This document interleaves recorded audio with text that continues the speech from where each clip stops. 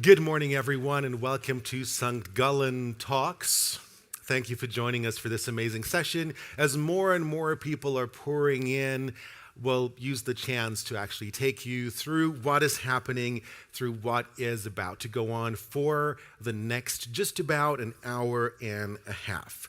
This is your opportunity to engage in a cross-generational dialogue with someone that has a very different point of view. I see some smiles on the first row here, some excitement. I'm going to get to talk to someone else. Is anyone afraid or slightly reluctant of the antagonist that you're going to meet? No. All big smiles and cross-cultural openness. This is what matters. So, my name is Stefan Lendy. I'll be taking you through the next 90 minutes of this session. Again, the more that you put into the different relationships with the different people, with the dialogues that you're having, the more you're going to get out of this. This session is a joint session between the St. Gallen Symposium and ZEIT Online. So the goal is really for you to engage in one-to-one conversations that are controversial, that are intergenerational issues that you get to explore, different perspectives, different backgrounds to dive into. So that is, what we all want, a healthy debate, some healthy friction between you, and actually finding ways and exploring ways to overcome that polarization. Who was here last year for the first session? 2, 3, 4, 5, 6, 7 people. All right. So you know what's going to happen. You know about the potential that there is to explore. What you need in order to make this work, I see some of you already have their mobile phones out. You need a working mobile phone, ideally a working mobile phone that is connected to the Wi-Fi system. Here, it is an amazing building, but it is literally, you have no phone reception in here, or not very good phone reception. Make sure you connect your device to the Wi-Fi. If you do not have a mobile device, or the mobile connection to the Wi-Fi is not working, then please let some of the ushers, some of the students here at the St. Gallen University know, and we will happily help you out. As I said, it is a collaboration between the St. Gallen Symposium and ZEIT Online, and I'd like to explore the background of this session, behind the concept a little further, and I'd like to do so together with Ulrike Zimmermann, who's the project manager at ZEIT Online and responsible for the project. Please give her a round of applause. Hello. Ulrike, great to see you. Thank you for making this collaboration possible. It's a very special opportunity for all of us. We're going to get to talk to someone that has a different point of view, a different story in their lives, which has led to those different points of views. But talk to me briefly about the partnership between the St. Gallen Symposium and ZEIT Online. How did this come about? So, thank you for the opportunity to be here today, first of all. In 2017, the ZEIT Online redaction thought about what is this readers' engagement concerning like elections, democratic views at this time.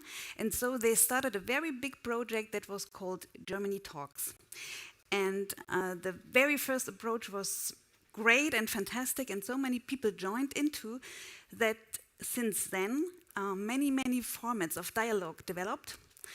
So when you mentioned Germany Talks, it was not a room of people at a symposium where people would interact, but it was an entire country, yes, all of Germany, that you tried to bring together with a similar kind of format. Yes. So people could, at this time, of course, meet in person, and we reached out via many newspapers in many cities in Germany, and so Germany-wide we could reach people to join this event. And it was really on one day that people were connected, and then they met in person at this time.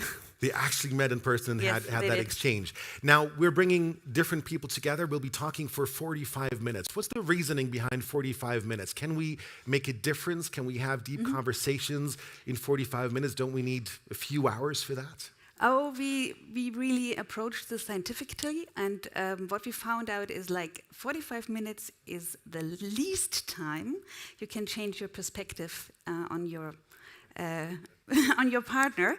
So the other way would be meeting at least 3 times. So this also is something that changes your mind concerning another person, actually. But 45 minutes is a good time to scratch the surface. So definitely you will be talking for 45 minutes, and what we saw happening after last year's St. Gallen talk, people that were matched in those pairs would meet again online, would meet again in person. So meeting 3 times, if you can also fulfill that goal, that will be ideal. Definitely. Ulrike, thank you so much for making this possible. We'll let you run behind the computer to make sure that everything runs as smoothly as possible for the session, and we'll see you again later on stage. This is your round of applause. Uli Zimmermann, thank you so very much. much. Our computer says that some of you have already logged on. Some of you have already answered the question. Can I just, by a show of hands, figure out who has already, who has not done it yet? There are quite a few. Good. I'll take you through this to make sure you also have a chance to fully answer the different questions. Again, make sure you have your mobile device. Make sure you use your camera feature on your mobile device to scan the QR code that is on the sheet right in front of you. Once you've done that, this has actually, that's the Wi-Fi code again if you haven't logged in, but that has all worked out for you. So this is brilliant. Once you're online, you can either log into the website, use the QR code to go online, and you will answer a total of 6 questions. Those that are still doing it, I'll take you through the questions again. If you have already answered the questions, take some time to think about the questions again, how you answered the question, and how you would imagine a person to be like that has given a very different answer. What kind of a person is that? Because you're going to meet exactly that person later, and that person might not correspond with the image that you have of them. So as we go through the questions, think about who might give a very different answer. Here are the questions. First questions is as follows. Are younger generations too demanding towards their employers? Here's a polarizing question there.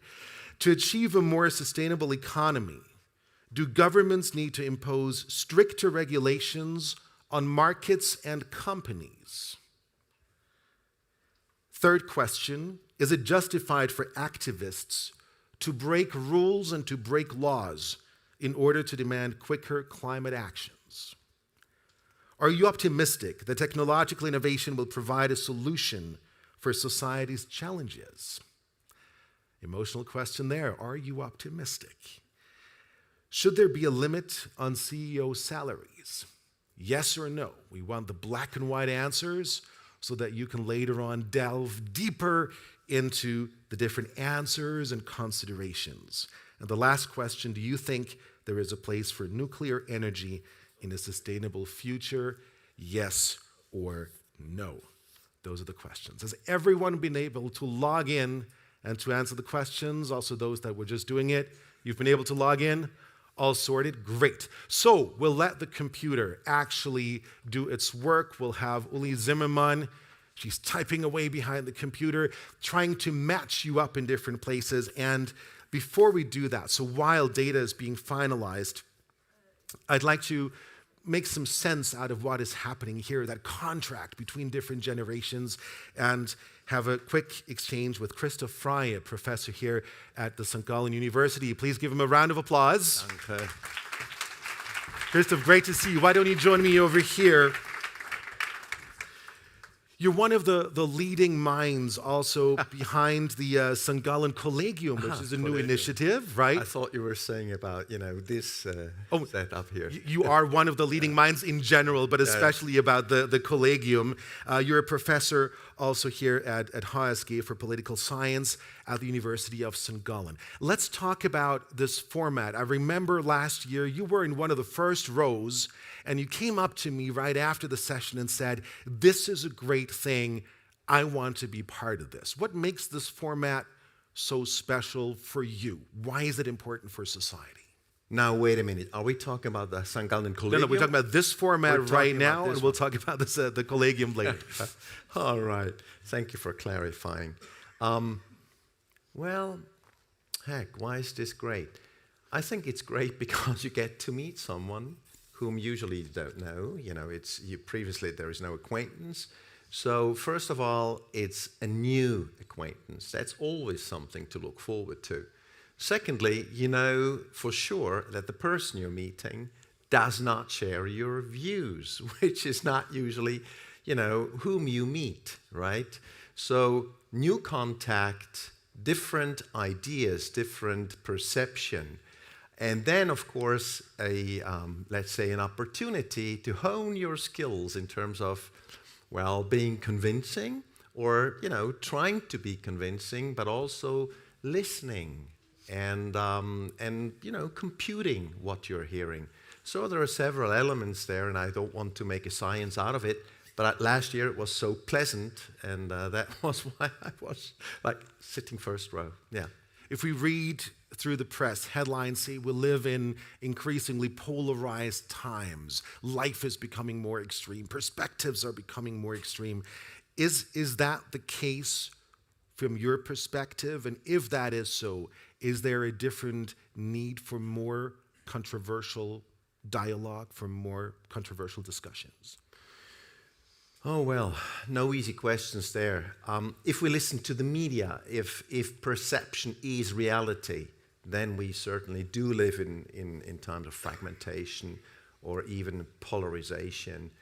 On the other hand, once you try to bring about robust evidence to corroborate the point that, you know, there is polarization, then it's much more difficult. Academically speaking, it's one thing to state or to posit, you know, a thesis, and it's quite a different thing to then, you know, carry the point home in terms of robust evidence. From my vantage point, I'm a political scientist, so I tend to look at the political arena most of all, first of all. And there, yes, there is quite some evidence that we do have polarization. Look at the United States of America and political parties, Democrats and Republicans. Yet, at the same time, it is one thing to state that you have political polarization. It's quite a different thing to say that you have societal polarization. If you look at the American people, oh, I'm not so sure whether or not you have a strong polarization, even though media keep telling us that it's true. But there is strong evidence to, you know, to the opposite, that in fact there is a silent majority. They're sick and tired of what's going on in Washington establishment and all that. So depending on the point of view, you know, either way, you have evidence for this, but you usually find evidence for the opposite. Perfect. I'm just interested to explore because you're a world citizen. You've lived in different countries in our planet, and I heard a notion over dinner yesterday. Oh, some Gallen talks. It is clear that, you know, people from one country have different perspectives than from another. That notion, you live in a different country, it's a different culture, so you have different views. Is that notion correct, that there are major differences between countries that truly matter as compared to the differences we also find within societies, within a certain culture or country? Now, that's a great topic.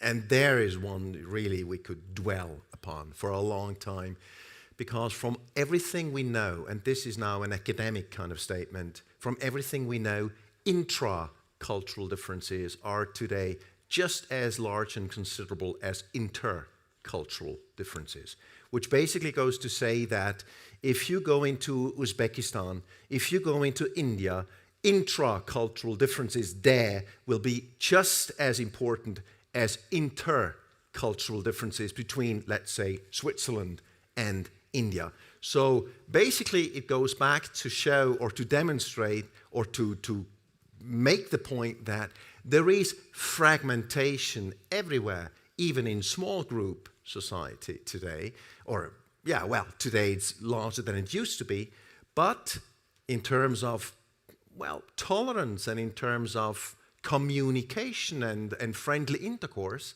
it's quite something to carry the idea or to internalize the idea that, you know, no matter how we disagree at home, there is, or let me put it differently, we need to acknowledge difference. We're an open society, so we thrive upon difference. We want to fight difference. We want to convince and so forth. And this happens at home as it happens abroad, and the two, between the two. Challenged the notion of intercultural and intra-cultural differences is the same, as we were talking about generations, is the same statement true, the same statement valid, to what degree, for what happens within a generation and what happens between generations. So if we have Gen Z advocates that say, here's what Gen Z wants, differences within Gen Z and between our generations and Gen Z, is the same statement that you made about cultures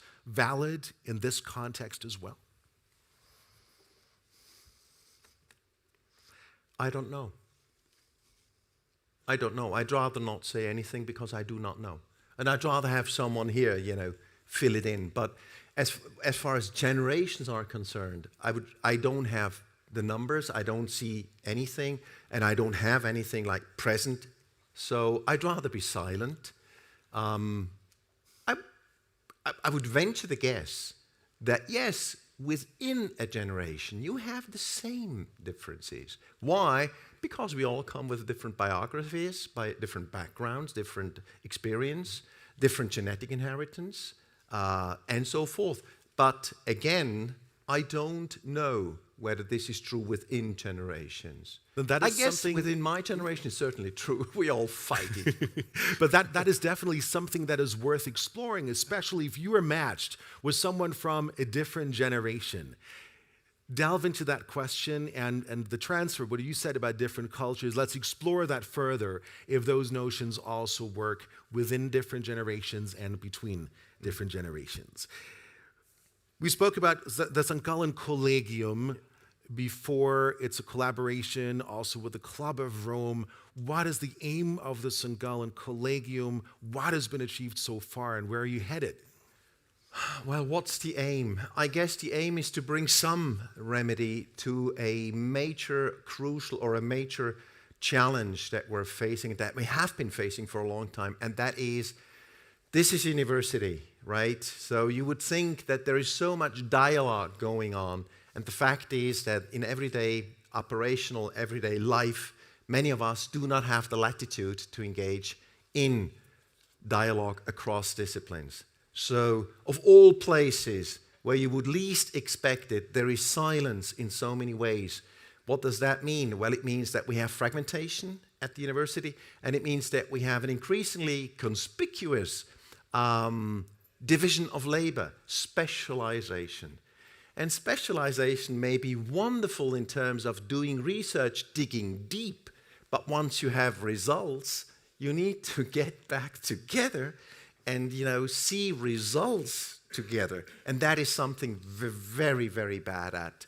We tend to push research without seeing the results together, overseeing results, discussing results, and then try to come to practical conclusions. So we're great at so many things, but we're definitely not very good at bringing things together at the far end, which is basically where it counts. And that's why we want to set up a new platform. This is the square. This is a physical square to meet.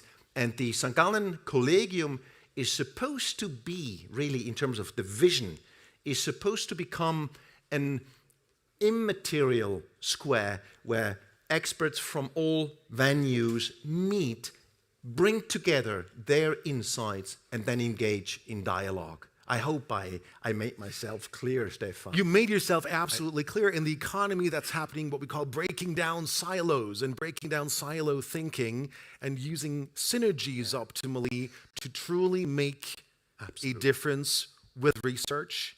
Absolutely. That's really what we hope for.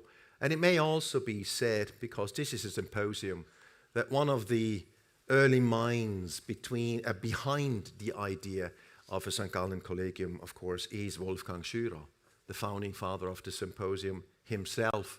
So, yet another reason to engage. But we don't need Wolfgang Schürer to convince us today that this is a good idea and that this is something where we need to really, put time and energy into if we want to be what we always tell others what we want to be, and that is a platform for dialogue, and you have it all the fancy ideas about what we want to be. But we have to, keep, let's say, striving, keep not fighting, but keep making efforts to get there. And I guess the collegium is one good idea.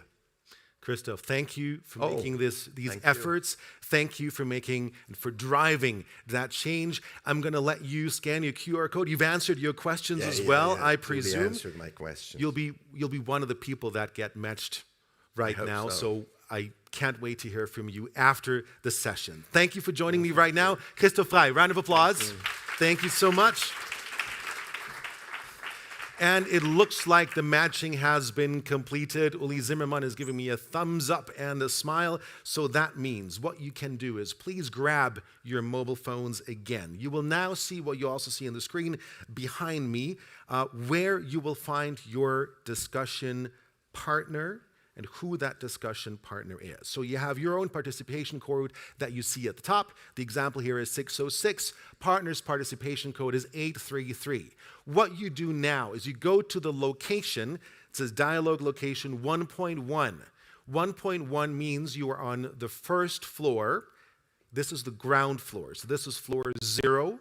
For all the Americans here, floor 0. Then floor 1 is 1 above, floor 2, 1 further above. So the first number is the floor location, second one, where your dialogue location is. There are various tables around the square where you find little black signs that have these numbers on them. Also, there are plenty of students on every single floor that will guide you through your dialogue location. Please make sure you actually go to that location, you actually meet that partner of yours. Otherwise, we have people sitting at empty desks with no person to discuss. So please use that opportunity. If anything is not working out, please reach out to one of the students.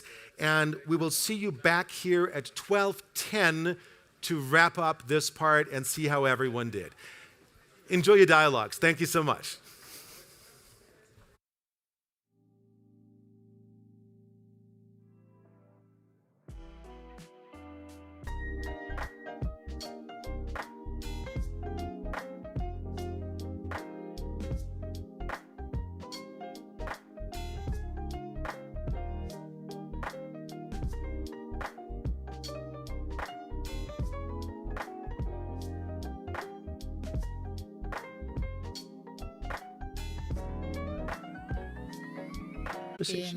I hope you did.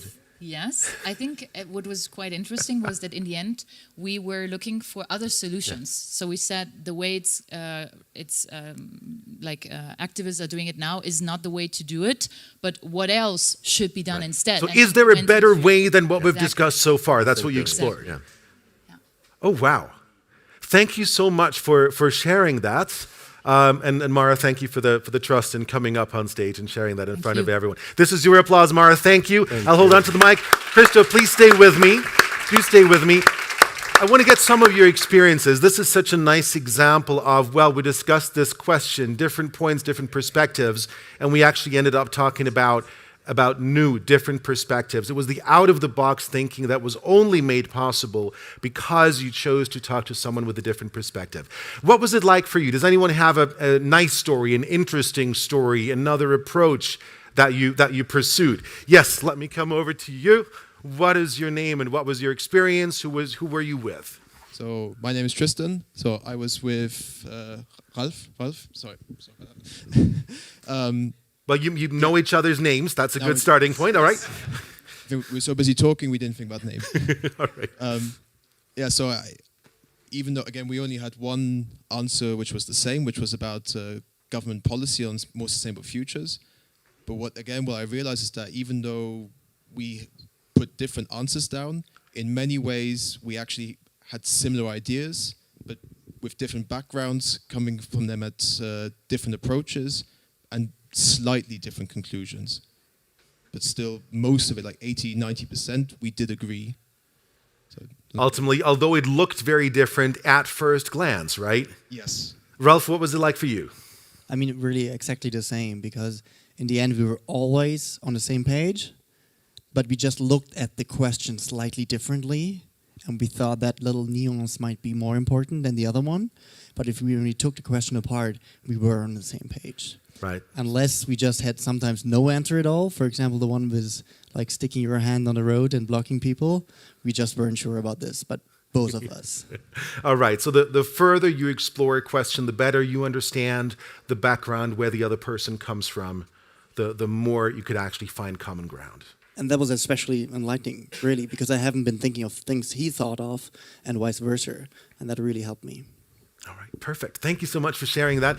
Did anyone meet someone where they said we exchanged phone numbers? Did any of you exchange phone numbers or names or... Right. Are you planning on, let me just hand you the mic, are you planning on staying in touch and keeping in touch and meeting up again?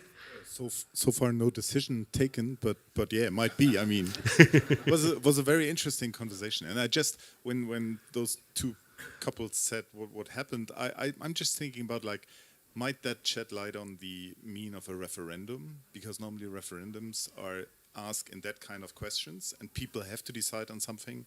And then you start to realize that there is much more common ground in between, and maybe we can educate people and offer that kind of experience for really understanding how political processes are built in a more robust way. And yeah, I love the thought of finding, Christoph, you might want to react to that. Do you see that potential as well? Where is there a further need? Well, of course you do as a political scientist, right? But the thing is, we have to make a huge difference between what you think would be good and what is feasible, in a political system. But what you just mentioned is a marvelous example of how primitive, we actually go about things, because to offer people a binary kind of scenario, yes or no, is usually not a very productive manner. But we're proud of what we do, and it's difficult to change that kind of setup. Yeah. But you agree and say that we need to talk and explore. Whenever it is black and white, we have associations that might not be right, and it's about the reasoning behind it that we need to explore. Right? And for example, we need to start to accommodate large minorities who lose a referendum, but we need to start accommodating the positions of those who lose, in terms of, for example, after the referendum, change the outcome of what was set up so as to accommodate that 38 or 45% of the people would actually say no rather than yes, and then not just see through what was decided upon, not remain in those binary constellations. But it's a lot of rhetoric there, and we need to work on it and explore different solutions. Do the out of the box thinking. There were any other experiences? I spoke with Martina somewhere. There's Martina at the back, all right. One of the questions we discussed was about optimism regarding technology and solving issues. And we had actually a generational difference in our approach to technology. Martina expressed a positive, oh yes, like I grew up with technology, it helped me in a lot of ways. This is like a tool that I can use.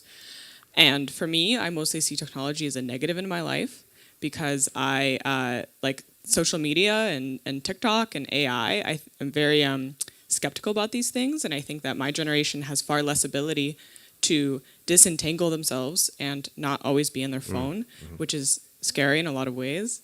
And we had different solutions, I think. So Martina's solution was very much in education, because her experience is in that.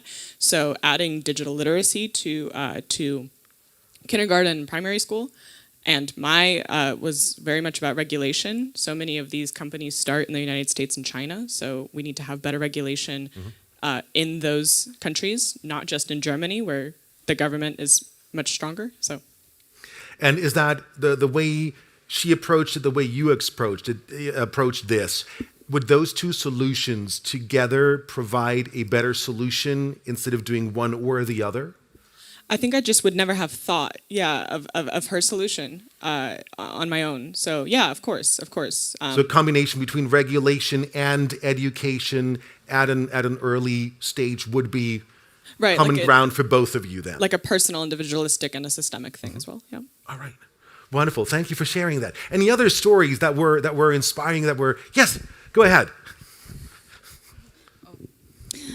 Good morning, everybody. My name is Julia. I'm from Venice. I live in Ukraine. So I put a couple of, we have 3 questions in common and 3 no. Mm-hmm. Who were you with? Yes, yes. We found each other. In the end, we share numbers and come in here, we sit, and I was like, oh, Giorgio, hey, hi, let's sit here, you're gonna like each other, and now they also exchange a number. Like, I think it's the best thing about the symposium. I'm finding so many people with whom I can even work with.